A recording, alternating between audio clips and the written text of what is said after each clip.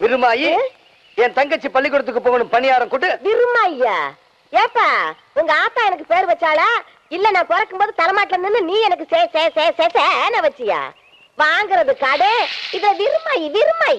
இப்ப பணியாரம் கொடுக்க போறியா இல்லையா? கொடுக்க முடியாது. முதல்ல வியாபாரம் பண்ணிட்டு தான் கடனுக்கெல்லாம் கொடுக்க முடியும். வியாபாரம் பண்ணிட்டு தான் கொடுப்பியா? அங்கதான் வியாபாரம் பின்னிக்கிட்டு இருக்க.